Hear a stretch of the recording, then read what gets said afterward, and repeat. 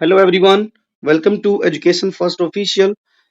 बच्चों, आज की सबसे बड़ी जो अपडेट ये है कि जो एनसीईआरटी ने आज जो वेबिनार कंडक्ट किया था उसमें क्लास नाइन्थ की हिंदी की टेक्स्ट बुक के बारे में उन्होंने बता दिया है कि क्या बुक रहेगी। जैसा कि आप चित्र देख पा रहे हैं, ये जो है हमारी टेक्स्ट बुक है हिंदी की, जिसका नाम है गंगा। हिंदी की पाठ्य पुस्तक है कक्षा 9 के लिए। ये इसका सुंदर सा चित्र दिया गया है। बच्चों, इस किताब की बहुत सारी खूबियां जो है आज के वेबिनार में बताई गई है। जो बहुत ही प्रसिद्ध एक प्रोफेसर थी, उन्होंने जो जो खूबसूरती बताई है हम इस वीडियो में कवर करेंगे कि किस तरीके से यह जो किताब है क्षितिज बुक से प्लस जो कृतिका एक बुक और थी, सप्लीमेंट्री बुक थी हिंदी की, उनसे ऊपर अपग्रेड करके कैसे इसको बनाया गया है। तो चलिए हम देखते हैं क्या-क्या बातें उन्होंने बताई। वो हमने कुछ-कुछ की पॉइंट यहाँ पर ले रखे हैं। जैसे यहाँ आप देखेंगे कुछ-कुछ चित्र यहाँ पर दिए गए हैं।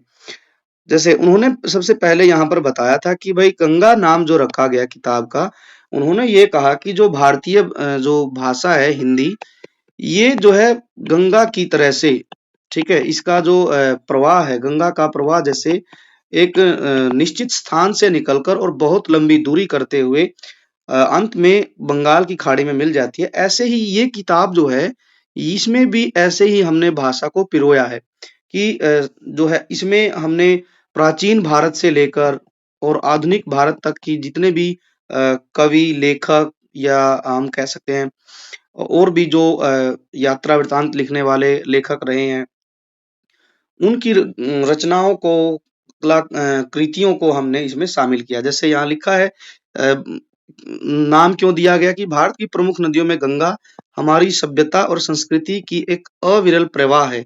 गंगोत्री से निकलकर यह बंगाल की खाड़ी तक जाती है। हिंदी के बारे में इसका नाम हिंदी में जो है किताब का नाम गंगा इसलिए रखा है क्योंकि गंगा की तरह हिंदी भी हमारी सभ्यता और संस्कृति की पहचान है।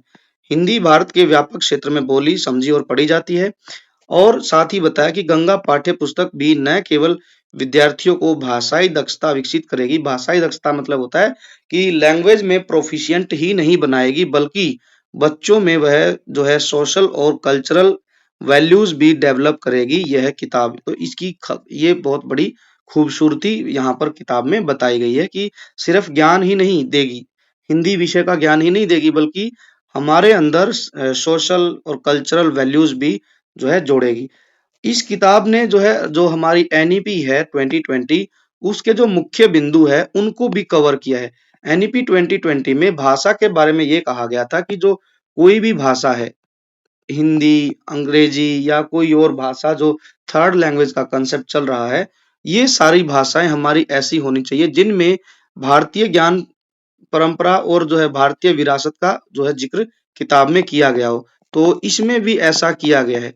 ये जो किताब है गंगा, इसमें भारतीय ज्ञान और जो है भारतीय विरासत को इसमें दर्शाया गया है। भारतीय इतिहास और जो भारतीय स्वतंत्रता आंदोलन है, वो भी कहीं न कहीं इस किताब में जो है आपको झलक देखने को मिलेगी। इसके लिए एक जो लेसन है झांसी की रानी, वो लिया गया है। झांसी की रानी जो है वो कहीं न कहीं आपको जानते ही हैं कि जो है भारतीय स्वतंत्रता से जुड़ा हुआ एक पार्ट है, जिसमें झांसी की रानी लक्ष्मीबाई जो है अपनी बहादुरी से, वीरता से वो अंग्रेजों का डटकर सामना करती है और रणभूमि में फिर अंत में अपने प्राण त्याग देती है। तो ऐसी कविता है, सुभद्रा कुमारी चौहान ने लिखी है वो कविता, आगे देखते हैं। फिर जो डोमेन लिया गया है वो ये है कि किताब में भारतीय कला और संस्कृति को भी बढ़ावा दिया गया है। मल्टी लैंग्वेज मल्टीलिंगुअल के तौर पर भी हिंदी को यूज किया गया है। अलग-अलग भाषाओं के शब्दों का प्रयोग इसमें किया गया है। आईसीटी में हिंदी, और यहाँ पर जो है आप पता ही है कि हम ईमेल लिखना सीखते हैं, तो ईमेल वगैरह या फिर कोई और अन्य विधा जो हिंदी की है जिसमें कंप्यूटर की जानकारी दी गई है, वो भी जोड़ी गई है। छात्रों के लिए ये कंटेंट जो दिया गया है, इसमें कहीं न कहीं ये जोड़ा गया है कि छात्रों में राष्ट्रीय चेतना विकसित हो और वैज्ञानिक चेतना विकसित हो, ऐसी भी पाठों की जो अवधारणा ली गई है। साथ ही साथ इस किताब की खूबसूरती ये बताई है कि जो पारंपरिक व्यवसाय हैं, वो पर्यटन को बढ़ावा देना, और जो है आज का जो मॉडर्नाइजेशन है उसके साथ भी इस किताब में जो है सामंजस्य स्थापित किया गया है। पारंपरिक हमारे जो व्यवसाय जैसे हम आप जानते हैं कृषि तो करते ही थे, कृषि के साथ-साथ हम जो है पशुपालन जिसमें हम घर पर दूध निकालना, ठीक है? दूध से फिर मक्खन बनाना, घी बनाना, ये सब पारंपरिक हमारे काम थे। तो इनको भी बढ़ावा दिया गया है इस किताब में। पर्यटन को भी उचित स्थान दिया गया है। भारत जो है भारत में बच्चों पर्यटन के बहुत अवसर हैं। पर्यटन जब बढ़ेगा तो वहाँ पर रोज़गार की भी स्थिति जो है रोज़गार की स्थिति मजबूत होगी। तो इस तरीके के टॉपिक भी यहाँ पर किताब में दिए गए हैं। पर्यावरण संरक्षण की बात की गई है, प्रकृति को बचाने की बात इस किताब में की गई है। और जैसे कि हमारे देश का प्राचीन समय से ही एक अवधारणा रही है कि वसुधैव कुटुंबकम मतलब सारा विश्व ही हमारा एक परिवार है। शांति और सह-अस्तित्व की बातें भी इसमें बताई गई हैं। जिस तरीके से आज वर्तमान समय में जो है अशांति विश्व में फैली हुई है, तो हमारी किताब जो है कहीं न कहीं यह शांति का जो है संदेश भी देगी, ये समझाएगी कि सारा विश्व ही एक परिवार है और हमें मिल-जुल कर रहना चाहिए। तो ये सब बातें जो है एनईपी कहती है तो इन सभी पॉइंट्स को इस किताब में शामिल किया गया है। तो चलिए आगे चलते हैं यहाँ पर और क्या-क्या दिया गया है किताब में जो मुख्य विशेषताएँ हैं उन पर बात करते हैं। किताब में 14 कुल रचनाएँ हैं, आगे देखेंगे कौन-कौन सी हैं। इन रचनाओं में देश प्रेम की भावना, भारतीय ज्ञान परंपरा, नैतिक शिक्षा, पर्यावरण जैसे गंभीर मुद्दों को इसमें कवर कवर किया गया है। क्यों किया गया है? क्यों किताब ये चाहती है या फिर हमारी एनईपी ये चाहती है कि जो विद्यार्थी है 9th-10th में उसके अंदर इन सब चीज़ों के प्रति सेंसिटिविटी होनी चाहिए, कि वो अपने पर्यावरण के प्रति जागरूक हो, नैतिक मूल्यों का जो पतन हो रहा है, वो ना हो। इसलिए जो है यहाँ पर नैतिक शिक्षा पर आधारित कुछ पाठ भी रखे गए हैं। भारतीय ज्ञान परंपरा को भी दर्शाया गया। देश प्रेम की भावना मजबूत हो बच्चों में तो वो सभी रचनाएँ इसमें लिखी जेंडर समानता, जेंडर मतलब कि भई कहीं ऐसा ना हो कि स्त्री-पुरुष में भेद हो, नहीं। आज सब काम वो स्त्री भी कर सकती है जो एक पुरुष कर सकता है। तो जैसे यहाँ पर आप देखेंगे कि झांसी की रानी है। झांसी की रानी महिला है फिर भी वह क्या कर रही है युद्ध के मैदान में अंग्रेज़ों का सामना कर रही है। युद्ध लड़ने की परंपरा मानी जाती थी पहले कि सिर्फ़ पुरुष समाज ही करता था, लेकिन ये जो है भ्रांति है। इस कविता में ये दिखाया गया है कि जब भी देश की आन-बान, शान और समाज की सोसाइटी की बात आती है तो पुरुष ही नहीं महिलाएँ भी जो अपने देश के लिए अपने प्राण त्यागने के लिए तत्पर रहती है। वसुधैव कुटुंबकम, आईसीटी और प्रेरक व्यक्तित्वों से परिचय कराया गया है इसमें जैसे एक लेसन आएगा लता मंगेशकर का जो इंटरव्यू लिया गया है, तो ये प्रेरक जो हमारे लिए व्यक्तित्व है। परमवीर चक्र जो है पर आधारित एक छोटी-सी कहानी दी गई है। रोड सेफ्टी के संबंधित कुछ नियम दिए गए, भारतीय डाक, योग, स्वास्थ्य, इन सब चीज़ों का समावेशन इस किताब में किया गया है। तो इसके बाद यहाँ पर हम यहाँ चलते हैं, ये है हमारे लिए मुख्य। क्या है कि लेखक परिचय सबसे पहले दिया गया है। अब जो किताब दी गई है उसमें लेखक परिचय दिया गया है पहले, उसकी कुछ मुख्य-मुख्य जो रचनाएँ हैं उनके बारे में बताया गया है इस किताब में। फिर जो है पाठ का परिचय है, फिर रचना है, रचना से संवाद, संवाद के बाद और अन्य जो विधाएँ हैं हिंदी भाषा की, उनको भी जो है इसमें शामिल किया गया है। जैसे हम कहें कि भई संवाद लेखन है या फिर चित्र वर्णन है, ठीक है? ये सब चीज़ें इसमें शामिल की गई है। रचनात्मक लेखन में क्या-क्या दिया गया? रचनात्मक लेखन में जैसे हम कह सकते हैं कि पहले निबंध आता था, हमें पता है, निबंध, पत्र आता था। हिंदी की किताब में। इसके अलावा हम बात करें चित्र वर्णन या फिर जो है चित्र वर्णन कह लीजिए या फिर एक और विषय आता था कि संवाद, ये सब आते थे। लेकिन अब जो है कुछ सिनेरियो नई किताब में चेंज हो गया। डायरी लेखन आएगा, पत्र लेखन, रिपोर्ट राइटिंग, अनुच्छेद लेखन, साक्षात्कार, ये जो इम्पोर्टेंट है साक्षात्कार है, संवाद लेखन, कहानी बनाना, कविता लिखना अपनी और कोई विधा का एक दूसरी विधा में शामिल करना, ये सब चीज़ें रचनात्मक लेखन में आपको देखने को मिलेगी। अब जो है बहुत चीज़ें अपडेट की गई है इस किताब में और भाषाई संगम, भाषाई विविधता भी दर्शाई गई है। भाषा संगम हमारे देश में पिछले कुछ सालों से बहुत ज़्यादा प्रमोट किया जा रहा है सरकार के द्वारा, गवर्नमेंट के द्वारा। लोगों को भाषा के प्रति, भाषाओं के प्रति जागरूक किया जा रहा है। बताया जा रहा है कि सभी जो है एक-दूसरे की भाषाओं का सम्मान करें उनको सम्मान दे और जो है साथ ही भारत में एक भारत श्रेष्ठ भारत जो कार्यक्रम चल रहा है, इन सभी जो है पहलुओं को भी इस किताब में शामिल किया गया है। अब बात करते हैं व्याकरण में क्या-क्या आएगा। व्याकरण में जो है यहाँ पर छोटे-छोटे टॉपिक जैसे संज्ञा, सर्वनाम, क्रिया, विशेषण, तो ये सब शामिल किए गए हैं। अब की बार सर्वनाम, विशेषण, क्रिया विशेषण, तो ये सब शामिल है यहाँ। क्रिया विशेषण, विशेषण, सर्वनाम, विराम चिन्ह यूज किए गए हैं, काल, बलाघात, वचन, मुहावरे, लोकोक्तियाँ, कुछ पहेलियां भी है। वाक्य में प्रयोग कीजिए, वाक्य परिवर्तन कीजिए, ठीक है। हो सकता है कि वाक्य परिवर्तन जो है हम पहले पढ़ते थे कि भाई अर्थ के आधार पर, ठीक है, अर्थ के आधार पर ये हो गया।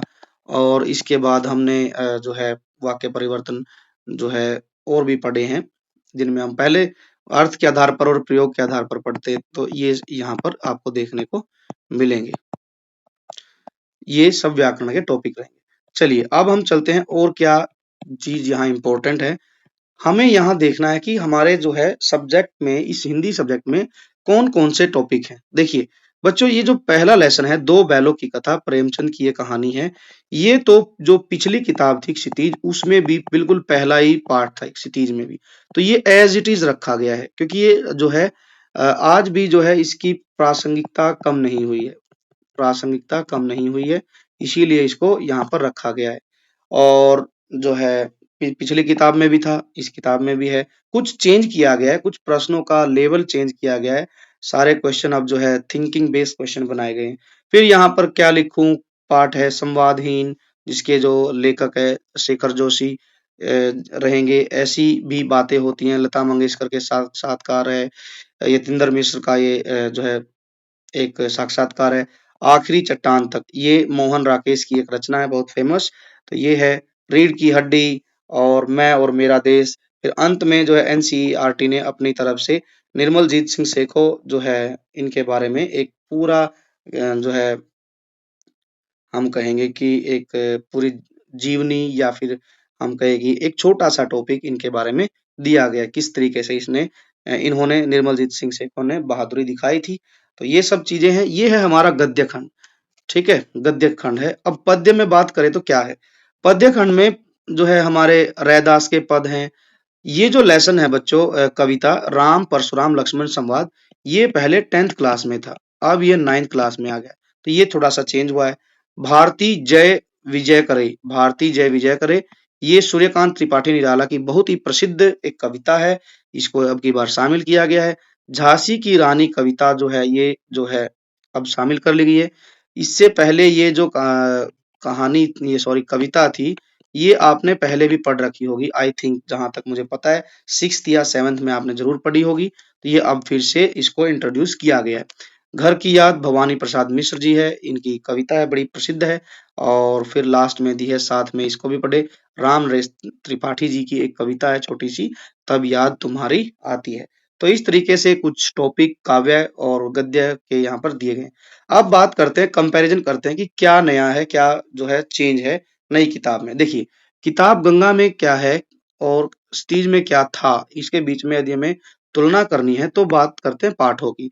पाठ एकदम बिल्कुल सेम सेम से लग रहे हैं, 13-14 पाठ जो हैं इसमें भी हैं। हिंदी की किताब नई में, पुरानी में भी 14 पाठ थे लगभग।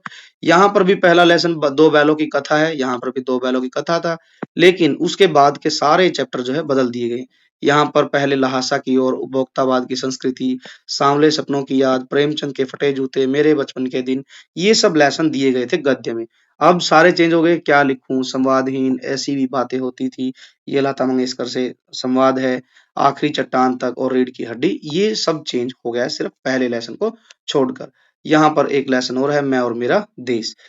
काव्य खंड की बात करें पद्य भाग की, पहले क्या था, कबीर की साखियां थी और ललद्यद, ललद्यद के वाक थे, रसखान के सेवैये, कैदी और कोकिला पोयम, ग्रामश्री, मेघ आए, बच्चे काम पर जा रहे हैं, ये सारी कविताएं थी। लेकिन अब की बार जो है उसमें सब चेंज है, जिसमें कि यहाँ दिया गया है कि रैदास के पद, परशुराम और राम लक्ष्मण संवाद, भारती जय विजय करे, झांसी की रानी, घर की याद, ये सब जो है लेसन अब की बार काव्यखंड में दिए गए। अब इम्पोर्टेंट बात यह है कि क्या सर इसके अलावा कोई और किताब जो है होगी, जो गंगा हमारी किताब है इसके अलावा कोई किताब होगी, तो अभी तक एनसीईआरटी ने कोई ऐसी इंफॉर्मेशन नहीं दी है कि जो है गंगा किताब के अलावा कोई अन्य किताब होगी, नहीं। जैसे पहले क्या था, क्षितिज के साथ हमें कृतिका पढ़नी पड़ती थी जिसमें 3 पार्ट थे, वो पढ़नी पड़ती थी, लेकिन अब जो है ऐसी कोई भी अभी तक ऑफिशियल अनाउंसमेंट एनसीईआरटी के द्वारा नहीं हुई है। अब बात करें व्याकरण की, व्याकरण में बच्चों में बहुत सारी चीजें पढ़नी है। पहले क्या पढ़ते थे हम, अलंकार पढ़ते थे, शब्दालंकार, जिसमें हम पढ़ते थे अनुप्रास, यमक, श्लेष, और हम पढ़ते थे अर्थ के आधार पर वाक्य के भेद, ये पढ़ते थे। समास पढ़ते थे, उपसर्ग, प्रत्यय, ये हमारे ग्रामर के टॉपिक थे।